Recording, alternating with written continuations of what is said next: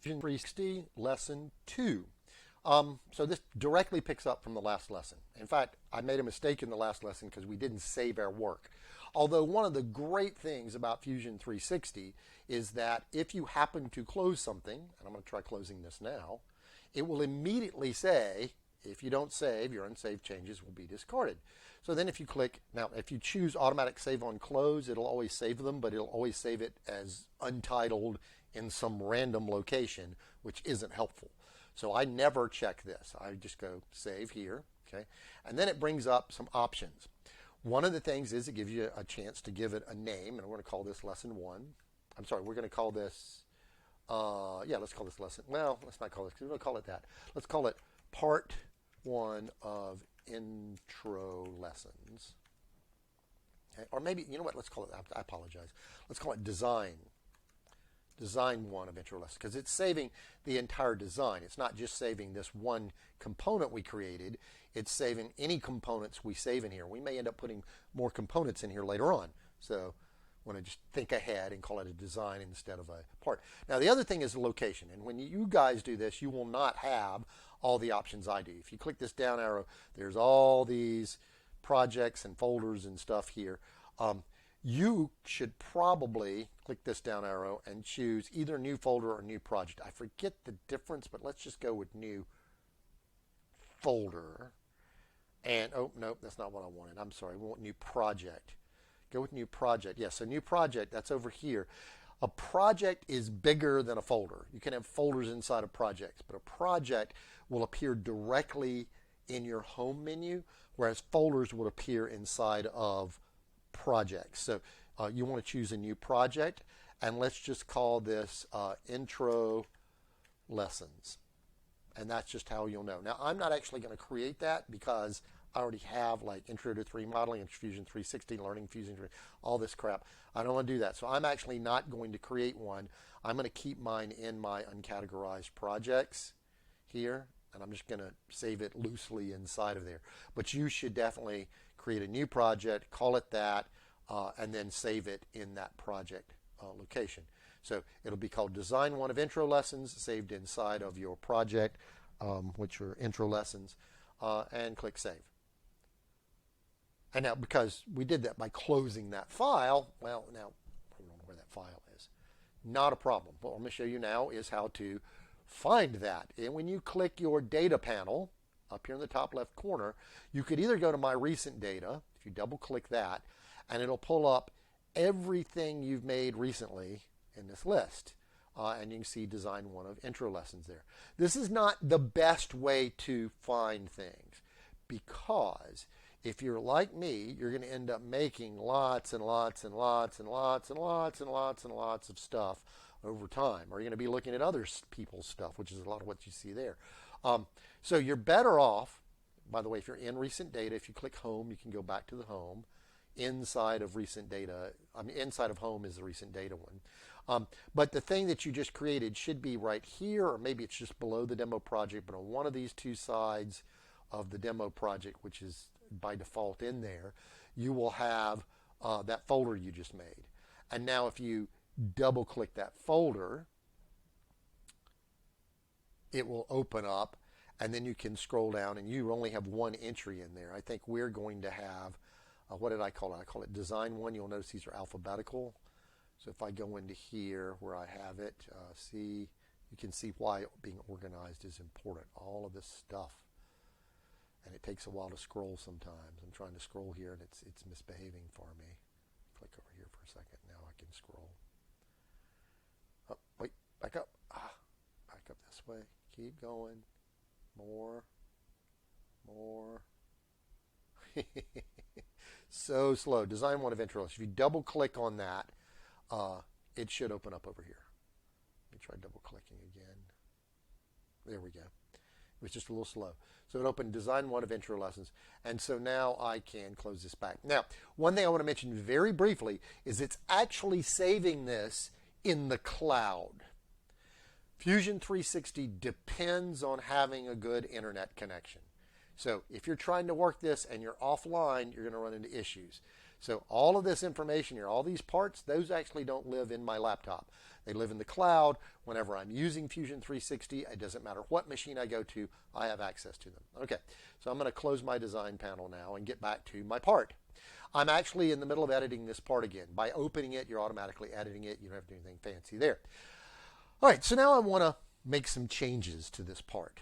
As it turns out, I actually, and I'm calling it a part, it should call it a component in this design, this component of this design.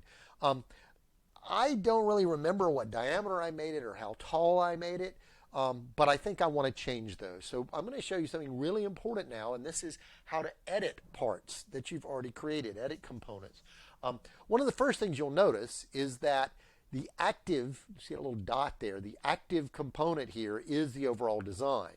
And if I try to start editing things now, it will make a mess. I need to actually activate this particular component of the overall design. So I'm going to come into here and click that little dot there, and that's going to activate this component.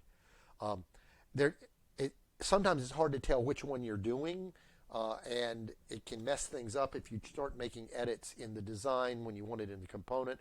So I'm going to go ahead and say that now.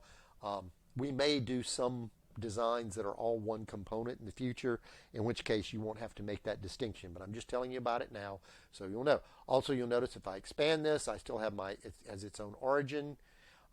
It has the bodies that are associated with this component right there, the body one, and the sketches. There's the sketch there as well, and you can make that sketch visible or you can hide it, as we mentioned before. Also, the timeline down here, we created that component, we made a sketch, and we made a feature. I want to change that sketch. Now, you might think what you come over and you double click on this. That works. However, I would not recommend that approach. So I'm going to finish that sketch, come back out of it, didn't make a change. I would recommend always think of your part as being built from this timeline. And if you notice, I can click and drag on these bars and drag the timeline forward or back. Now, it doesn't delete my future work, but it gives me a view of it, especially if I turn on make my sketch visible. It gives me a view of it as if I were in that earlier state. So you can roll your components back and forward like this. It's kind of useful. What we're going to do here is we're going to hover over this guy and right click on it. Right click. Now, for me, that means I have to push in the bottom right hand corner of my little pad on my touch pad on my laptop. You might have to do it differently. There are some buttons, I think, on the student computers that are the right click, but definitely when I say right click, that's not the same as left clicking.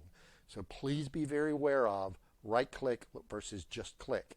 So I right clicked on that and it brought up this menu, and part of this menu is edit sketch. So I'm going to click on edit sketch, and what it does is it allows me to go back into this sketch as if I had first started it here. And I can double click on a dimension and change it. I'm going to change this to 1 inch and hit enter. And then I'm going to finish the sketch by going up here to the top right and click finish sketch. And notice it is now skinnier. I can still see the sketch. If I turn that off, the sketch hides. Turn that back on, I can see the sketch. I'll also show you a couple other little things while we're here.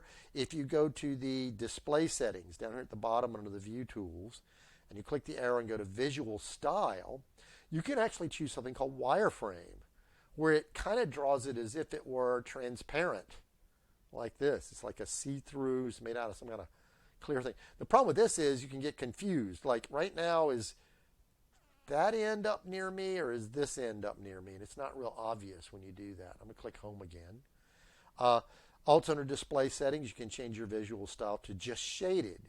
Notice you don't have dark edges here when you do just shaded. I don't really like shaded. I prefer visual style of shaded with visible edges only, like that.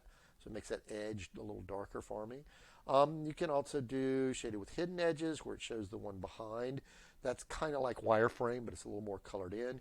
You can also do wireframe with hidden edges. You can do wireframe with visible edges only, like this. But I personally prefer the visual style shaded with visible edges only. So, just a little bit of information there about looking at this part and doing some things. All right, I changed the size of the sketch. It did not change the size of the feature. Let's go over here to the feature. Right click on it and choose Edit Feature. Notice again, everything changes to be like it is when you're doing a feature. You have the feature menu over here. Now, one of the things I want to talk about in the feature menu that we haven't mentioned yet is that you have direction for this particular extrude feature we did. And by default chooses one side, a specific distance. And, I mean, you specify the distance in the distance box. It gives you the opportunity to taper it. It also gives you an opportunity to choose where it starts. Typically, we don't change the start. We start on the profile plane. We will play with directions sometimes. Sometimes what we want, if you click on that, you get the down arrow, either one. You can do two sides and you can do symmetric. Now, two sides and symmetric seem like they're the same thing. If I choose two sides, it's going to be able, I'm sorry, let me choose symmetric first. If I choose symmetric, it's actually going to take that sketch that I had. I'm zooming in and out here a little bit. Let me click fit real quick. Fit there. It's taking that sketch, which was on this plane, and it's extruding it 3 inches in one direction and 3 inches in the other direction. My distance is just 3 inches. So this thing is actually 6 inches overall. You can change that. When you're in the symmetric option for direction, this comes up. Your measurement can be half length or whole length. If I do this, now it's making it 3 inches overall with 1.5 inches up and 1.5 inches down. It's symmetric from the sketch plane. So it's extruding from that sketch from the sketch plane in both directions, equal amounts for a whole overall distance of 3 inches. I could do 3 inches is the half. So it goes 3 inches one way and 3 inches the other. You can choose two sides. Now, two sides does something different. It gives you a side 1 and a side 2, and you can actually have it go 3 inches in one direction, and look, if I backspace and put 2 inches here, so that's 3 inches that way and only 2 inches that way. Sometimes that can be useful. You'll want your sketch to somehow be inside of your part with it extruding different amounts in different directions. You can change the taper in one direction. I could taper this 10 degrees and it would do that, or I can have it taper no degrees and do that. But you know, this time I'm going to go back to just one side, and I'm just going to change it. Instead of 3 inches, I'm going to make it delete. Let's make it 2 inches. Oh, it did 23 inches. I hit it delete here. So 2 inches, wondering. The last thing I want to point out is this creates a new body. We're going to do something different later, but your first extrusion should always be new body anyway. I'm going to say okay. So now I have edited this part. I had an existing part. I showed you how to save it. I showed you how to create a new project in which you can put your design. I showed you how to activate the component and how to use the timeline to right click and edit these different activities that produced this component. Interesting point, this part is still not saved. We still haven't saved this. So if I were to close it right now, click X, and choose don't save, it will revert to the 3-inch diameter one that was, 2-inch diameter one that was 3 inches tall. We want it though, we do want to save it. We want to save the 1-inch diameter that is 2 inches tall.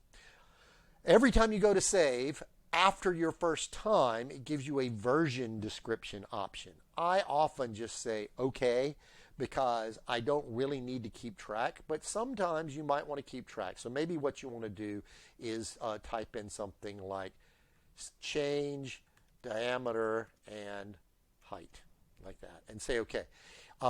That particular version now is saved in that same folder. Again, doesn't seem like we've done much, but this is fundamental knowledge to get to the point of doing something more complicated. So at this point, I'll pause this, stop this video, and we'll go on to lesson 3.